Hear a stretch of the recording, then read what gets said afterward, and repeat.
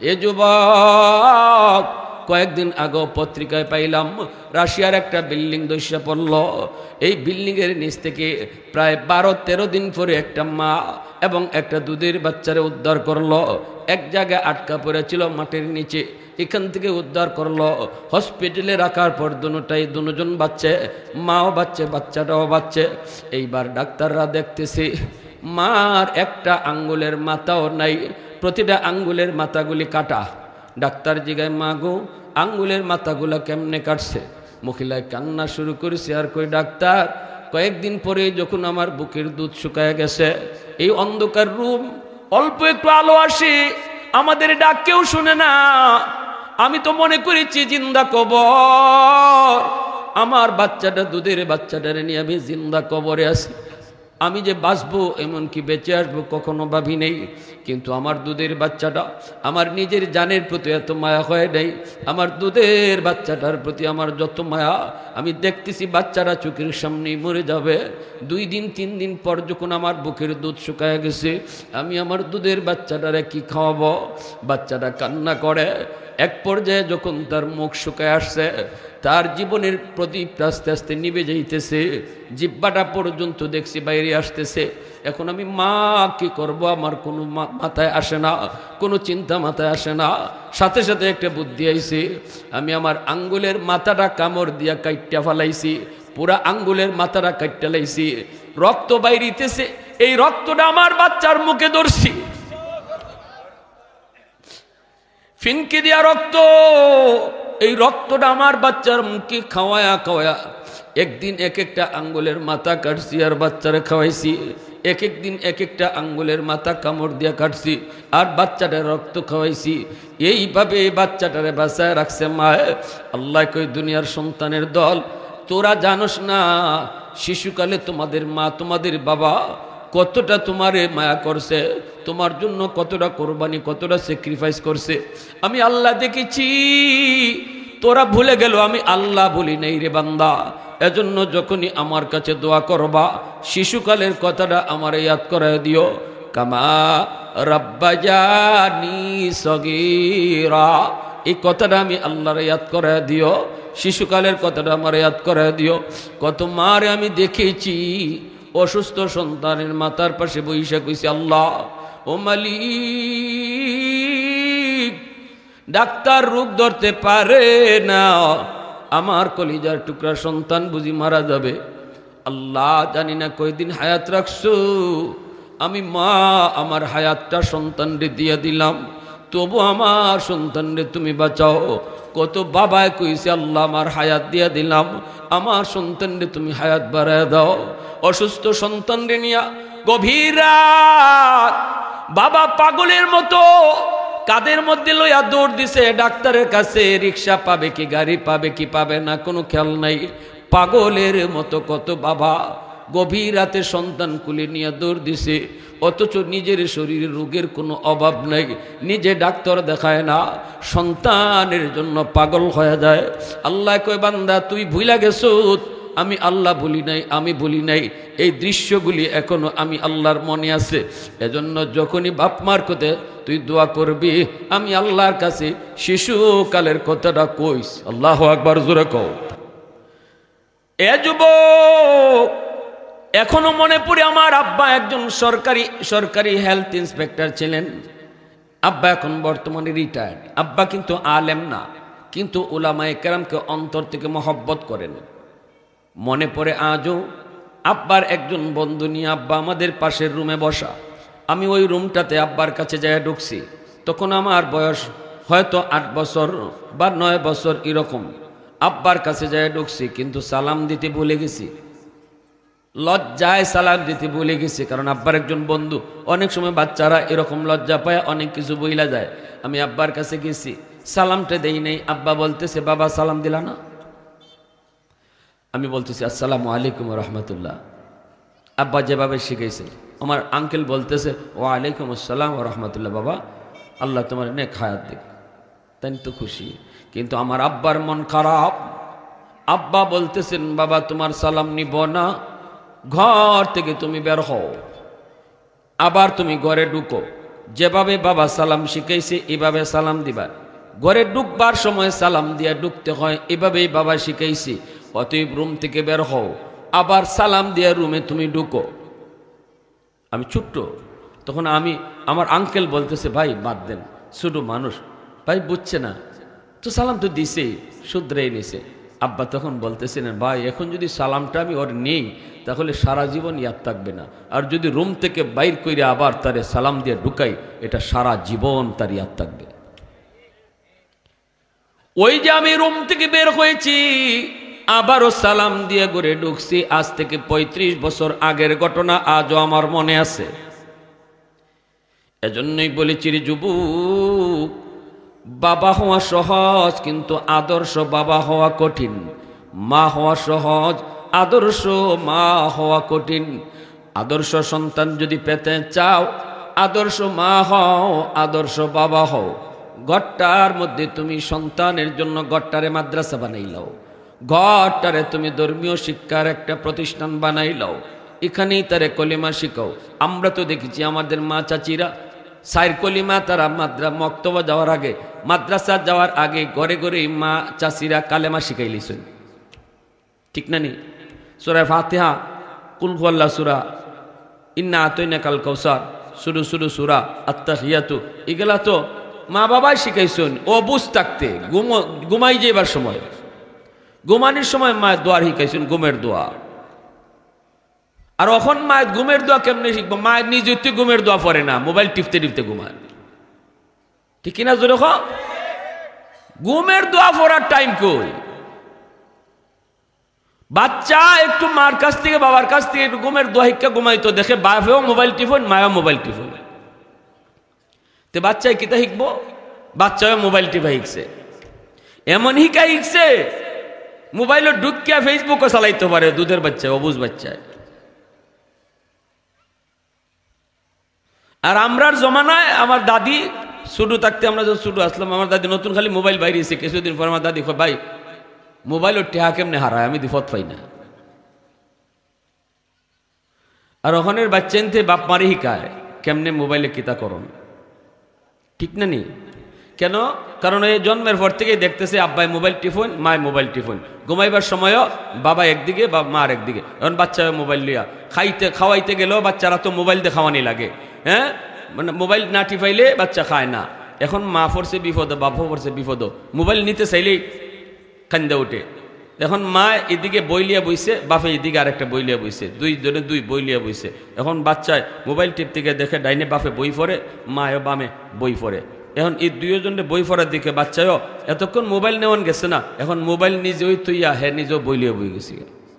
ওই যে ঘরের পরিবেশ, বাপ মারে যা দেখে, আর দেখে দেখে ঘরের ভিতরে বাচ্চারা যেটা শিখবো, এটা শূন্য শূন্য শিখার থেকে খলজাতকে বেশি বয়। আল্লাহু আকবার, জোরে কও। এটার আসর বেশি থাকে, আসর বেশি থাকে। এজন্যই তো পড়ালেখা যখন করাবো, স্কুলে বলবো না, আমি বলি না স্কুলে পড়ায়েন না, স্কুলে পড়ান, ডাক্তার বানাবেন, ইঞ্জিনিয়ার বানাবেন, প্রফেসর বানাবেন, বানান। কিন্তু আমার প্রশ্ন হলো, আমার সন্তানের ডাক্তার পরিচয় বড় পরিচয় নয়, সবচেয়ে বড় পরিচয় হলো সে মুসলমানের সন্তান। এজন্য সবার আগে তারে মুসলমানি শিখাও, আর মুসলমানি শিখাইতে হলে ঘরেও তারে মুসলমানি শিখাও। পড়ালেখা যখন করাইবা, এখানেও তারে তুমি 5 বছর নুরানি মাদ্রাসায় পড়াও, 5টা বছর তারে নুরানি মাদ্রাসায় পড়াও। এই 5 বছর এসে আল্লাহর পরিচয় কলিজায় নিবে, নবীর পরিচয় কলিজায় নিবে, নবীর আদর্শের কথাগুলি কলিজায় নিবে। এই স্লোগানটা তার কলিজায় শিখাইয়া দেওয়া হবে, এমনভাবে লিখে দেওয়া হবে, মোর এই জীবন জীবন নয়, মরণের পরের জীবনটাই হলো আসল জীবন। এই জীবনের সব কাজের হিসাব আল্লাহর সামনে দিতে হবে। আপনার সন্তানকে 5 বছরে তারে বোঝানো হবে, শেখানো হবে, হাতে কলমে তার মেমোরিতে রেকর্ড করানো হবে। দুনিয়ার সব মানুষে ধোঁকা দেওয়া যায়, কিন্তু খালিক আর মালিক রে ধোঁকা দেওয়া যায় না। এই শিক্ষাটা নিয়ে যদি আপনার সন্তান ডাক্তার হয়, আদর্শ ডাক্তার হবে, ডাকাত হইতো না। ডাকাত গেলে আপনার টেস্টের কথা কইতো না, টেস্টে তার পার্সেন্টেজ আছে, এই পার্সেন্টেজের লোভে পইরা রুগী ধনী না গরিব এটাও দেখে না, বাড়ি বেতন লাগবো না জমি বেতন লাগবো এটাও খুঁজে না, গাই বেতন লাগবো নাকি ছাগল বেতন লাগবো এটাও বুঝে না, ডাক্তারের টেস্ট লাগবো 10টা, ঠিক না? ভালো করে ডাক্তারে জানে টেস্ট অতটা লাগে না, এরপরও দেয়, কারণ প্রত্যেকটা টেস্ট থেকে ডাক্তারের পার্সেন্টেজ আছে। Normal delivery case, normal delivery case normal হবে, এরপরও ডাক্তার কয় সিজার লাগবে, সিজার কেন কয় সিজার করলে 20,000 টাকা বিল। এই বিলটার লোভে পইরা যেই ডাক্তার সুস্থ একজন মহিলাকে সারা জীবনের জন্য অসুস্থ বানায় দিল, এই ডাক্তার কইবেন না ডাকাইত কইবেন? কেন ডাক্তার হইও মানুষ হতে পারলো না, ডাকাত হলো? কারণ এই সাইনবোর্ড, এই শিক্ষা তার কলিজায় নাই। সবাইরে ধোঁকা দেওয়া যায়, কিন্তু আমার মালিক রে ধোঁকা দেওয়া যায় না। এই জীবনের প্রতিটা কাজের হিসাব পাই টু পাই আল্লাহর সামনে একদিন দিতে হবে। যদি 5টা বছর আপনি মাদ্রাসায় পড়ান, এই ছেলে ডাক্তার হলেও আপনার সন্তান আদর্শ আল্লাহওয়ালা ডাক্তার হবে, ঠিক কিনা ভাই? সব রে মুফতি সাহেব হইতে আমরা কই না, সব মুফতি সাহেব হয়ে গেলে ডাক্তার হইব কেডা? দেশ চলবো? পাইলট লাগবো, ইঞ্জিনিয়ার লাগবো, উকিল লাগবো, ব্যারিস্টার লাগবো। হাফিজ সাহেব আর মুফতি সাহেব হয়ে গেলে দেশ চলতো কেমনে? বানান, আমাদেরও আপত্তি নেই, কিন্তু আমার সন্তানের জীবনের প্রথম লেখাপড়া শুরু হবে আমার আল্লাহর পরিচয় দিয়া। এজন্যই তো গারে হেরার মধ্যে, গারে হেরা জিব্রাইল আমিন মায়ার নবীকে যখন বলতেছেন, নবী গো আপনি পড়েন ইকরা, আল্লাহর নবী বলেন আনা বিকারিন, আমি পড়া জানি না। জিব্রাইল আবার কয় নবী গো আপনি পড়েন, নবী বলেন আমি পড়া জানি না। আবারও জিব্রাইল কয় নবী গো আপনি পড়েন, নবী বলতেছেন আমি পড়া জানি না। কেন নবী বলতেছিলেন পড়া জানি না? আল্লাহ নবী বুঝাইতেছেন জিব্রাইল কার নামে ফরমু, কের ফরা তুমি কের ফরা কও। যখনই জিব্রাইল কয় ইকরা বিসমি রাব্বিকাল্লাযী খালাক, পড়েন আপনি আপনার রবের নামে, সাথে সাথে নবী কয় হ্যাঁ এখন পড়া যায়, যেই পড়া আমার রবের নামে এই পড়াই পড়া। এই কথা বইলেই নবী পড়া শুরু করে দিছে। ওয়াহদাতি কি হিফাজত নেহি বেকুওয়াতে বাজু, ওয়াহদাতি কি হিফাজত নেহি বেকুওয়াতে বাজু, आती नी की कुछ कामी हाक ले खुदा दाद, आती नी की कुछ कामी हाक ले खुदा दाद। ऐ मर्द खुदा तुझको कुव्वत नहीं हासिल, जा बैठी किसी गार में अल्लाह का करिया। ये सच है कि बातिल की तरफदार नहीं हम, गद्दार न समझो हमें गद्दार नहीं हम। फूलों की तरह नर्म मिजाज अपना है नज़र, हम तीरी नहीं नेज़ा व तलवार नहीं हम, हम तीरी नहीं नेज़ा व तलवार नहीं हम। मुसलमाনের আওয়াজে কোন আল্লাহু আকবার। তাহলে আমার সন্তানের সবচেয়ে বড় হক হলো আল্লাহর পরিচয় তারে শেখানো, আল্লাহর পরিচয় দিয়ে তার পড়ালেখা শুরু করা। খালি মক্তবে 1 ঘন্টা পড়াইলে কোনোদিন ইসলামের মৌলিক জ্ঞান তার শেখা সম্ভব না। ইসলামের মৌলিক জ্ঞানটা মুসলমানি যারে কয়, মুসলমানি যেই জ্ঞান শিখলে পরে অর্জন হয়, এটা মক্তবে পড়াইলে হয় না। আমি কইতেছি হয় না। 200 ছাত্ররে মক্তবের মেসাবে 1 ঘন্টা পড়াইবা, এই বাচ্চেন কি যা যেটা খালি এ উ গে গু করুন, ঠিক না? নেই একজনে একটা ঘুষি মারে, আরেকজনে একটা সিমটি মারে। অনেক মায়ও মনে করে আমি যখন সকালে রানতাম, বাপ যাইতো আলো, তাড়াতাড়ি আমি রুটি বানাইতাম, এটাই খালি গে গে গে গে করে ফাটাই দে মক্তব, কোন ফাটাইতে কয় মেসাব রেগে যা জ্বালাইবার জ্বালা। এই বাচ্চা মক্তব্য আইয়া মারে যদ্দুর জ্বালাইতেছিল, এই জ্বালা দেয় মেসাবরে। এই 1 ঘন্টায় মেসাবে ফরা দিবা কখন নিবা কখন, কিলাকিলি আর গুতাগুতি, এই বিচার করতে করতেই তো 1 ঘন্টা শেষ। আর আমি মা বাবা আমরা বাপ মা মনে করছি মাশাআল্লাহ আলহামদুলিল্লাহ আমি তো কামিয়াব, আমার বাচ্চারা তো মক্তবে পড়াইয়া কোরআন খতম করাই লিতেছি, আমার দায়িত্ব আদায় হয়ে গেছি। কে কসুও আদায় হয়েছে না, কসুও না। এই বাচ্চাই হাসরের মাঠে আল্লাহর আদালতে মামলা দিব বাপ মার বিরুদ্ধে। কইব মালিক আমি তো আসলাম তোমার ওলি হইয়া, কারণ আল্লাহ রসুল তার হাদিসে বলছেন কুল্লু মাউলুদিন ইউলাদু আলাল ফিতরা فأبواه يخفضانه أو ينصرانه أو يمجسانه أو كما قال النبي عليه الصلاة والسلام। নবীজি বলেন সমস্ত সন্তান দুনিয়াতে আগমন করে আল্লাহ পাকের মারিফত কলিজায় লইয়া। মঈনুদ্দিন চিশতি আব্দুল কাদের জিলানী যেমন আল্লাহর অলির যুবক, আমার আপনার সন্তানও এইরকম আল্লাহর অলি হইয়া দুনিয়াতে আসে। আল্লাহু আকবার জোরে কও। কিন্তু এরপরে তার এই বুজুর্গি নষ্ট করে তার বাপ মার ভুল সিদ্ধান্তের কারণে সন্তান বেনামাজি হয়, বাপ মার ভুল সিদ্ধান্তের কারণে সন্তান এরকম বেরোজগার হয়, বাপ মার ভুল সিদ্ধান্তের কারণে সন্তান গানের দিকে যায়, বাপ মার ভুল সিদ্ধান্তের কারণে সন্তান জিনা করে, বাপ মার ভুল সিদ্ধান্তের কারণে সন্তান ঘুষ খায়, বাপ মার ভুল সিদ্ধান্তের কারণে সন্তান ইয়াবাখুরের সাথে চলে, বাপ মার ভুলের কারণে। নতুবা সন্তান আইছিল আল্লাহর অলি হইয়া, যদি বাপ মায় ইসলামী চিন্তা চেতনায় তারে সবসময় বড় করতো আর ইসলামী চিন্তা চেতনায় তারে পড়ালেখা করাইতো, তাহলে আইছিল যেমন আল্লাহর অলি হইয়া, কবরেও যাইতো আল্লাহর অলি হইয়া। দুনিয়াত আইসে তো আমার সন্তান আল্লাহর অলি হইয়া। এই মা বাবার ভুলের কারণে যখন সে ভিন্ন পথে যায়, ওই পথ ভুলে যায়, আল্লাহর মারিফতের পথ ভুলে যায়, তখন ওই বাচ্চাটা জাহান্নামে যাওয়ার আগে আল্লাহরে কইব আল্লাহ আমার মারে ডাকো, আমার বাপরে ডাকো। আল্লাহ কোরআনে এই কথা বলছেন রব্বানা আতিহিম দিফাইনি মিনাল আযাব ওয়ালআনহুম লানান কাবীরা। কইব আল্লাহ আমাকে তুমি যেই পরিমাণ শাস্তি আজকে জাহান্নামে দিবা, আমার বাপ মারে তুমি ডাবল শাস্তি দাও, ডাবল বাপ মারে তুমি ডাবল শাস্তি দাও, ডাবল। কারণ মা বাবার ভুলের কারণে আজকে আমি জাহান্নামী হয়েছি। এজন্য বলি যুবক, এই ভুলগুলা করা যাবে না। মনে রাখতে হবে সন্তান আমার কাছে আল্লাহর পক্ষ থেকে আমানত, যে বায় খুশি ইবায় সন্তানটি বড় করা যাবে না, লালন পালন করা যাবে না, যা খুশি তা খাওয়ানো যাবে না।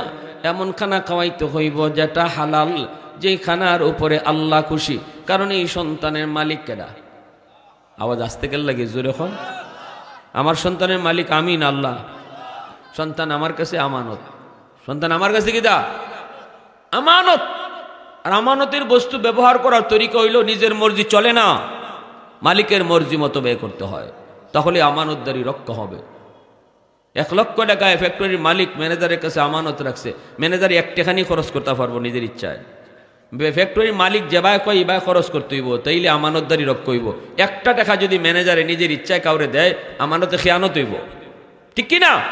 তাহলে সন্তান বাপ মার কাছে আল্লাহর পক্ষ থেকে রাখা আমানত। এজন্য আমার সন্তানরে আমি কি খাওয়াইমু এটাও আল্লাহরে জিগানি লাগবো। আল্লাহ কিতা খাওয়াইতাম? খাও জিনিস তো তোমার রাখছো আমার কাছে, খাওয়াইতাম কিতা? আল্লাহ যেটা কইবে এটা খাওয়ানি লাগবো। আল্লাহ কিতা কন এটা জানেন। আল্লাহ কোন হালাল খানা খাওয়াইস, সাবধান হারাম খাওয়াইস না, ঠিক কিনা জোরে খাও। আল্লাহ সাবধান বাচ্চারা হারাম খাওয়াইস না, হারাম খাওয়াইয়া রক্ত হারাম রক্ত বানাইস না, এই বাচ্চায় কিন্তু তোরে বাদ দিত না।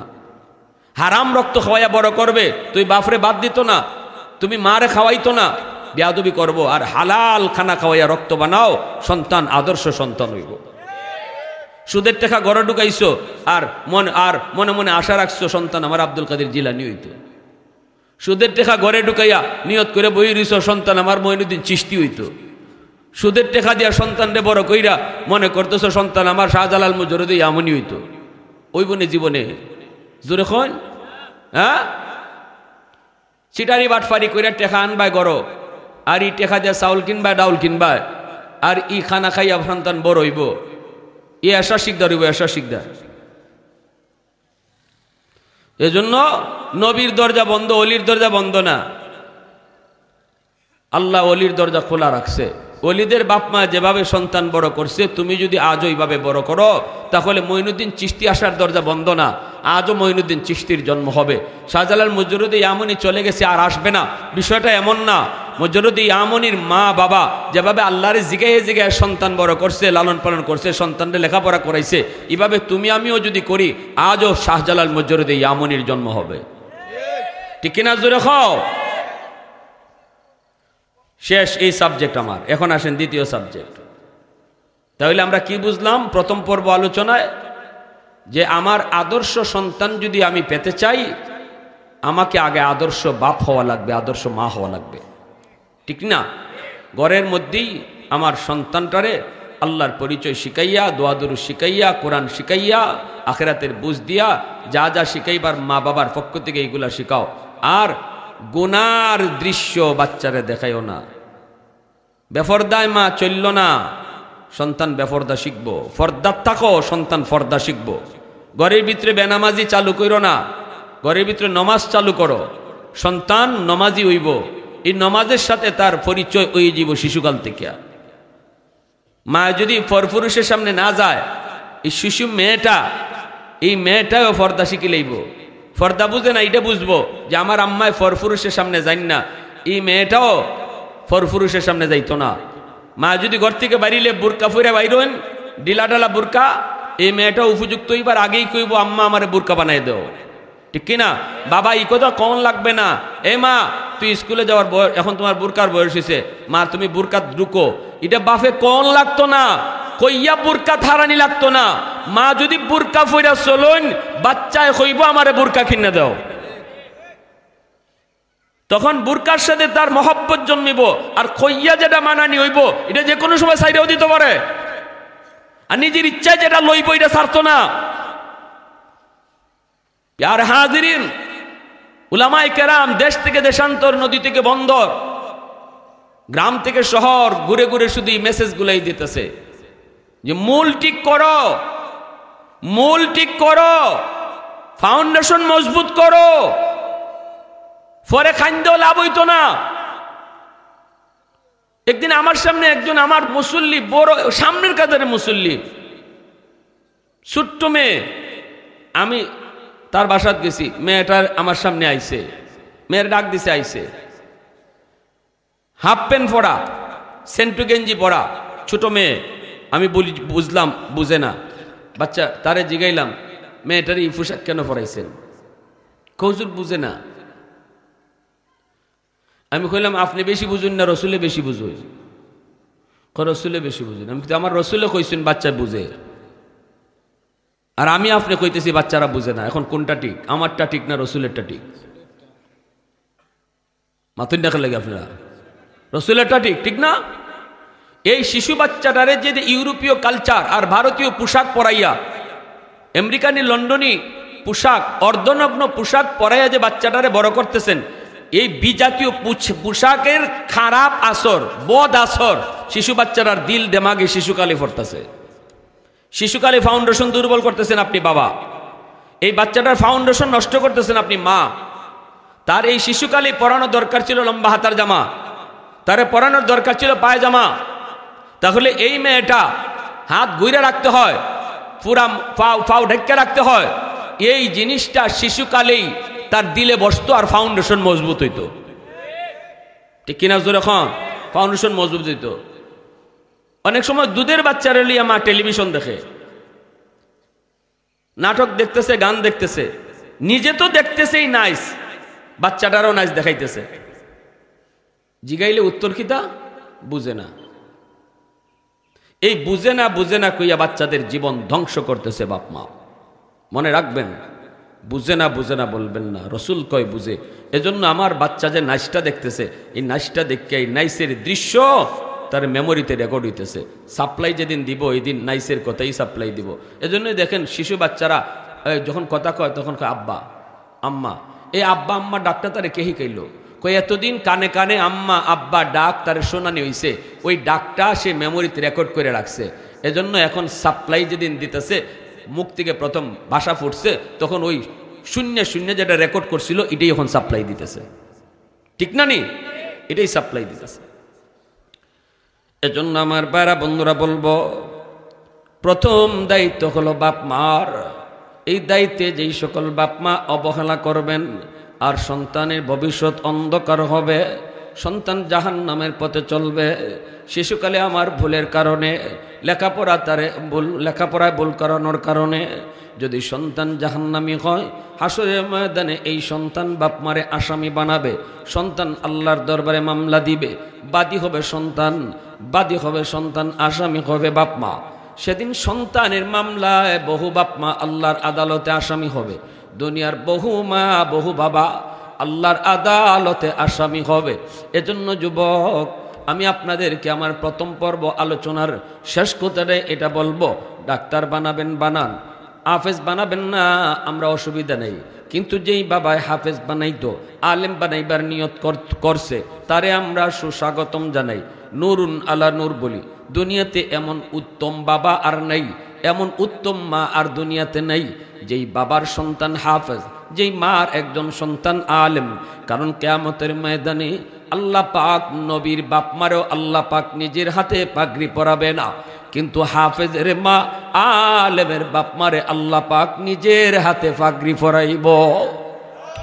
মান কারা আল কোরআন ওয়া আমিলা বিমা ফিহি উলবিসা ওয়ালিদাহু তাজান ইয়াউমাল কিয়ামা দাউহু আহসানু মিন দাউইশ শামস। যেই মুকুটের পাওয়ার সূর্যের পাওয়ারের চেয়েও বেশি হইব।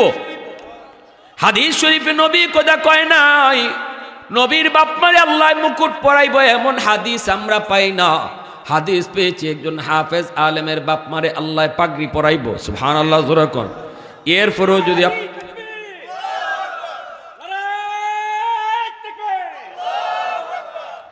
এরপরেও বলি, যদি আপনি নিয়ত করেন ডাক্তার বানাবেন, ইঞ্জিনিয়ার বানাবেন, কলেজে পড়াবেন, ভার্সিটিতে পড়াবেন, তাও আমরা নিষেধ করি না। তবু আপনারা আমরা সুস্বাগতম, আপনারা আমরা আহলান সাহলা জানাই, আপনারা ওয়েলকাম জানাই, আপনাকে আমরা ধন্যবাদ দেই। কিন্তু একটা জায়গায় আমাদের অবজেকশন, শিশুকালে আগডুম বাগডুম পরে তারে বড় কইরেন না। ওই দেখা যায় তাল গাছ দেখায় দেখায় বড় কইরেন না। আগডুম বাগডুম না পড়ায় আল্লাহ রসুলের নাম শিখায় বড় করাও। তাল গাছ না দেখায় মক্কা মদিনা দেখায় তারে বড় করাও। 5টা বছর তারে নুরানি মাদ্রাসায় পড়াও, এরপরে তারে হাই স্কুলে দাও, ডাক্তার ইঞ্জিনিয়ার বানাও। তাহলে সন্তানের ফাউন্ডেশন ইসলামী জিন্দিগির উপরে মজবুত হয়ে উঠব। এ যুবক, এবার আল্লাহ পাক বলেন, ওয়া কাযা রাব্বুকা আল্লাহ তা'বুদু ইল্লা ইয়্যা ওয়া বিল ওয়ালিদাইনি ইহসানা ইম্মা ইয়াবলুগান্না ইনদাকাল কিবারা আহাদুহুমা আও কিলাহুমা ফালা তাকুল লাহুমা উফ ওয়ালা তানহারহুমা ওয়া কুল লাহুমা কাওলান কারীমা। আল্লাহ পাক রব্বুল আলামিন কয়, ও দুনিয়ার সন্তানের দল, 1 নম্বর নির্দেশ হলো আমি আল্লাহর গোলামি করো, বন্দিগি শুধু আমি আল্লাহর চলবে, সেজদা শুধু আমার কদমে চলবে, দ্বন্দ্বৌলত শুধু আমার কাছে চাইবা, চাইলে আমার কাছেই শুধু চাও, মাজারে গিয়ে চাইও না। মাজারে দেওয়া, মাজারওয়ালা দেওয়ার কোনো ক্ষমতা নাই, দেওয়ার ক্ষমতা একমাত্র কার? সন্তান দেয় কেডা? দ্বন্দ্বৌলত দেয় কেডা? 1 নম্বর নির্দেশ আল্লাহর। এরপরে আল্লাহ কই দ্বিতীয় নির্দেশ, ওয়াবিল ওয়ালিদাইনি ইহসানা। এবার হকুল ইবাদের মধ্যে আল্লাহ পাক বাপমার হক আগে আনছেন। মুফাসসিরিনে কেরাম তাফসীরের কিতাবে লিখেন, হকুল্লাহ আর হকুল ইবাদ, আল্লাহর হক আগে, এরপরে বান্দার হক। বান্দার হকের মধ্যে সবার আগে বাপমার হক। এজন্য আল্লাহ পাক কইছে, মা বাবার সাথে উত্তম আচরণ করো, মা বাবার সাথে উত্তম আচরণ করো।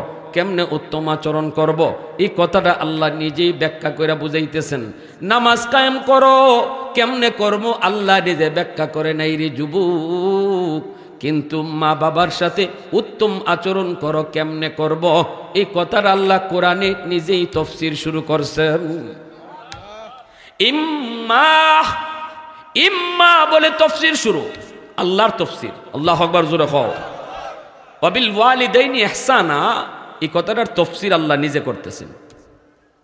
ইম্মা ইয়াবলুগান্না ইনদাকাল কিবারা আহাদুহুমা আও কিলাহুমা ফালা তাকুল লাহুমা উফ ওয়ালা তানহারহুমা وقل لهما قولا كريما واخفض لهما جناح الذل من الرحمة وقل رب ارحمهما كما ربياني صغيرا আল্লাহ পাক রব্বুল আলামিন কই এ দুনিয়ার সন্তানের দল শুনো কেমনে বাপ মার সাথে উত্তম আচরণ করবা সর্ববয়সে বাপ মার সাথে উত্তম আচরণ করবা তোমার বাবার বয়স কত মার বয়স কত এদিকে খেয়াল না বাবা যখনই দেখছো মারে যখন থেকেই পাইছো তখন থেকেই বাপ মার সাথে উত্তম আচরণ করো তবে বৃদ্ধকালের কথা আমি আল্লাহ আলাদাভাবে উল্লেখ করি যখন মা বৃদ্ধ হয়ে যায় বাবা যখন বৃদ্ধ হয়ে যায় তখন আলাদা নজর রাখো আলাদা নজর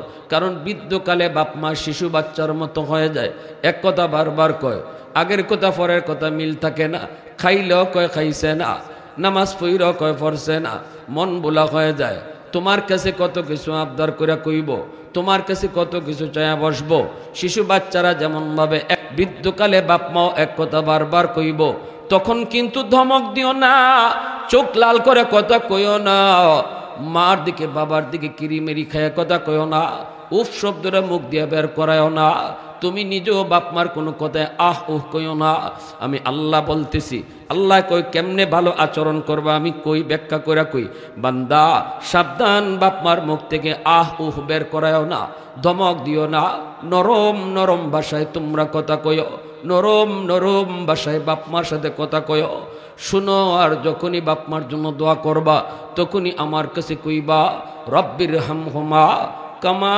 রব্বায়ানি সগীরা কেমনে দোয়া করবা কেমনে দোয়া করবা আমি আল্লাহ তোমাকে দোয়া শিখায় দেই মার জন্য বাবার জন্য দোয়া নিজের খুশি মতো কইরো না আমি তোমাকে দোয়া শিখাই দিতেছি রে বান্দা আল্লাহ যদি দোয়া শিখায় দেয় দোয়া কবুল করবো কেডা আওয়াজ দিয়ে এখন কেডা যিনি দোয়া কবুল করব ইনি যদি দোয়া শিখায় দেয় তাহলে বোঝা গেল ওনার শিখানো দোয়া অনুযায়ী দোয়া করলে কবুল উনি 100% কবুল করব ঠিক না নিজে রাখো ফ্যাক্টরি মালিক যদি কয় আমি তোমার দরখাস্ত শিখাই দেই আমার কাছে কেমনে চাকরির আবেদন করতে হয় হাজারো মানুষের চাকরি না হইল যে দরখাস্ত নিজে শিখাই দিছে মালিকে এইভাবে লেখলে বোঝা গেল তার চাকরি হইব 100%। আওয়াজ দেখো মালিক কয় শুনো কেমনে আমার কাছে আবেদন করবা শিশু কালের কোথায় ইয়াদ করে দিও আমারে কইও মালিক আমার মা আমার বাবা শিশুকালে আমারে যেইভাবে আদর করেছেন শিশুকালে আমারে যেই রকম মায়া করছে যেমনটা নিজে না খায় আমারে খাওয়াইছে নিজে না ঘুমায় আমার ঘুম পাড়াইছে গো আজকে কবরে আমার মারে বাবারে তুমি এরকম আদর কইরো আমারে আমার মা আমার বাবা যেমন আদর করছে শিশুকালে তুমি আজকে আমার আব্বা আম্মারে এরকম আদর কইরো এ যুবক কয়েকদিন আগে পত্রিকায় পাইলাম রাশিয়ার একটা বিল্ডিং ধসে পড়ল এই বিল্ডিং এর নিচ থেকে প্রায় 12-13 দিন পরে একটা মা এবং একটা দুধের বাচ্চারে উদ্ধার করলো এক জায়গায় আটকা পড়েছিল মাটির নিচে এখান থেকে উদ্ধার করলো হসপিটালে রাখার পর দুজন বাচ্চা মাও বাচ্চা বাচ্চাটাও বাচ্চা এইবার ডাক্তাররা দেখতেছে মার একটা আঙ্গুলের মাথাও নাই প্রতিটা আঙ্গুলের মাথাগুলি কাটা ডাক্তার জিগায় মা গো আঙ্গুলের মাথাগুলা কেমনে কাটছে মহিলায় কান্না শুরু করেছে আর কই ডাক্তার কয়েকদিন পরে যখন আমার বুকের দুধ শুকায় গেছে এই অন্ধকার রুম অল্প একটু আলো আসে আমাদের ডাক কেউ শুনে না আমি তো মনে করেছি জিন্দা কবর আমার বাচ্চাটা দুধের বাচ্চাটারে নিয়ে আমি জিন্দা কবরে আছি আমি যে বাঁচবো এমনকি বেঁচে আসবো কখনো ভাবি নেই কিন্তু আমার দুধের বাচ্চাটা আমার নিজের জানের প্রতি এত মায়া হয় নাই আমার দুধের বাচ্চাটার প্রতি আমার যত মায়া আমি দেখতেছি বাচ্চারা চোখের সামনেই মরে যাবে 2 দিন 3 দিন পর যখন আমার বুকের দুধ শুকায় গেছে আমি আমার দুধের বাচ্চাটারে কি খাওয়াবো বাচ্চাটা কান্না করে এক পর্যায়ে যখন তার মুখ শুকায় আসছে তার জীবনের প্রদীপ আস্তে আস্তে নিভে যাইতেছে জিহ্বাটা পর্যন্ত দেখছি বাইরে আসতেছে এখন আমি মা কি করব আমার কোনো মাথায় আসে না কোনো চিন্তা মাথায় আসে না সাথে সাথে একটা বুদ্ধি আইছে আমি আমার আঙ্গুলের মাথাটা কামড় দিয়া কাইট্টা ফেলাইছি পুরা আঙ্গুলের মাথাটা কাইট্টা লাইছি রক্ত বাইরিতেছে এই রক্তটা আমার বাচ্চার মুখে ধরছি, ফিনকি দিয়া রক্ত, এই রক্তটা আমার বাচ্চার মুখে খাওয়ায়া খাওয়ায়া একদিন এক একটা আঙ্গুলের মাথা কাটছি আর বাচ্চারে খাওয়াইছি, এক একদিন এক একটা আঙ্গুলের মাথা কামড় দিয়া কাটছি আর বাচ্চাটার রক্ত খাওয়াইছি। এইভাবে এই বাচ্চাটারে বাঁচায় রাখছে মা। আল্লাহ কই দুনিয়ার সন্তানের দল, তোরা জানোস না শিশুকালে তোমাদের মা তোমাদের বাবা কতটা তোমারে মায়া করছে, তোমার জন্য কতটা কোরবানি কতটা স্যাক্রিফাইস করছে। আমি আল্লাহ দেখেছি, তোরা ভুলে গেল আমি আল্লাহ বলি নাই রে বান্দা।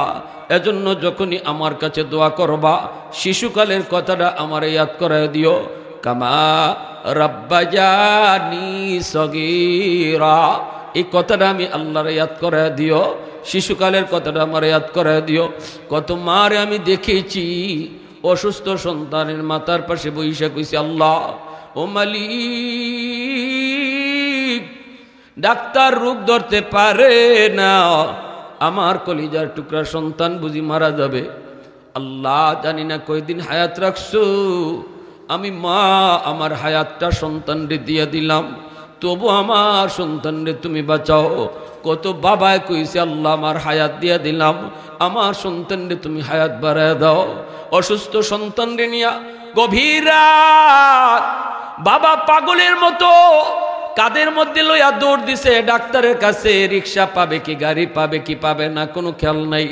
পাগলের মতো কত বাবা গভীর রাতে সন্তান কুলে নিয়ে দৌড় দিছে, অথচ নিজের শরীরে রোগের কোনো অভাব নাই, নিজে ডাক্তার দেখায় না, সন্তানের জন্য পাগল হয়ে যায়। আল্লাহ কয় বান্দা তুই ভুলা গেছো, আমি আল্লাহ বলি নাই, আমি বলি নাই। এই দৃশ্যগুলি এখনো আমি আল্লাহর মনে আছে। এজন্য যখনই বাপ মার কথা তুই দোয়া করবি আমি আল্লাহর কাছে শিশুকালের কথাটা কইস। আল্লাহু আকবার জোরে কও, আর একটু জোরে কও না আল্লাহু আকবার। প্রশংসা করব কার, আর একটু জোরে কও না কার। আলহামদুলিমান কদ্দারা খাইরাম ওয়া খাবালা والشكر لمن صور حسنا وجمالا فرد صمد عن صفة خلق بريء رب أزلي خلق الخلق كمالا لا ضد ولا ند ولا حد لمولا الآن كما كان ولم يلق زوالا الآن كما كان ولم يلق زوالا। মোহাব্বতের আওয়াজে বলি আল্লাহু আকবার। এজন্য আল্লাহ পাক রব্বুল আলামিন কই বান্দা শোনো, বৃদ্ধ বয়সটা তুমি আলাদাভাবে খেয়াল রাখো। বৃদ্ধ বয়সে বাপ মা কিন্তু শিশু বাচ্চার মতো, তোমার শিশুকালের কথাটা তুমি একটু ইয়াদ রাখো। শিশুকালে তুমি অনেক কিছু বাবার কাছে চাইতে, তোমার পকেটেও সেদিন টাকা ছিল না, তুমি রুজি রোজগার করতে পারো না, কিছু চাইলে বাবার কাছে চাও, কিছু চাইলে মার কাছে চাও। বাবা কিন্তু তোমার জন্য বাজার থেকে ডেকে নিয়ে আসতো, নিজেরটা না আনলেও তুমি যা চাইছো এটা বাবাই পূরণ করার চেষ্টা করতো। বাবার পকেটে টাকা না থাকলে বন্ধুর কাছ থেকে ঋণ কইরা হলো তুমি সন্তানের জন্য কিছু না কিছু নিয়ে আসতো। আল্লাহ কো বান্দা একটু তুই খেয়াল করিস, আজকে তোর বাবা তোর মা, বাবার কোমরে শক্তি নাই, হাতে শক্তি নাই, পকেটে টাকা নাই, বাবার যদি ঔষধের প্রয়োজন হয় তুমি সন্তানের কাছে চাইব, কইব বাজান আমার গ্যাস্ট্রিকের ট্যাবলেট শেষ, ট্যাবলেটটা নিয়ে আসিস। বাবা আমার প্রেশারে ওষুধ শেষ, ওষুধটা নিয়ে আসবি। বাবা রে শীতে বড় কষ্ট পাই, শীতের কাপড় নিয়ে আসবি। আল্লাহ পাক কয় বান্দা শিশুকালে তুই যেভাবে তোর বাবার কাছে চাইতি, আজকে বৃদ্ধ বয়সে তোর বাবাও তোর কাছে চায়। একটু মনে করিস বাবা যখন তোর কাছে চাইব ধমক দিস না, মনটা খারাপ করিস না, কারণ শিশুকালে তুই যখন চাইতি বাবা মন খারাপ করতো না, বরং নিজেরটা না কিনে বাবা তোমারটা আগে কিনতো। তোমার জিনিসটা বাবা আগে নিয়ে আসতো, আজও বাবারটাই তুমি আগে কিনবা, আজও তুমি মারটাই আগে কিনবা। এজন্যই পবিত্র কোরআনের সূরাতুল বাকারার মধ্যে আল্লাহ পাক রব্বুল আলামিন কয় বন্ধু মানুষ তোমার কাছে জানতে চায় সম্পদ কোন পথে ব্যয় করব। ওয়ায়াসআলুনাকা মাযা ইউনফিকুন কুল মা আনফাকতুম মিন খায়র ফালিল ওয়ালিদাইনি ওয়াল আকরাবিন। আল্লাহ পাক কয় বন্ধু মানুষ তোমার কাছে জানতে চায় কোন কোন জায়গার মধ্যে টাকা পয়সা ব্যয় করব। আমি আল্লাহ জবাব দিতেছি, তুমি দিও না। জবাব আমি দিতেছি, তুমি দিও না। বন্ধু জানায় দাও, সবার আগে তার টাকা, তার পয়সা তার মার জন্য, বাবার জন্য খরচ করতে হবে। কারণ তার বাপ মা কিন্তু তারটাই আগে পূরণ করছে শিশুকালে। নিজের একটা লাগলো, ঈদের দিনে মা নিজের কাপড় আগে কিনছে না, ঈদের দিনে বাবা নিজেরটা আগে কিনছে না, সন্তানের ঈদের কাপড় আগে কিনছে। আওয়াজ দেখো, কত বাবা পুরান কাপড় ফুইরে স্কুলে ঈদের নামাজও গেছে, কিন্তু সন্তানদের নতুন কাপড় ফরাইয়া লয়ে গেছে।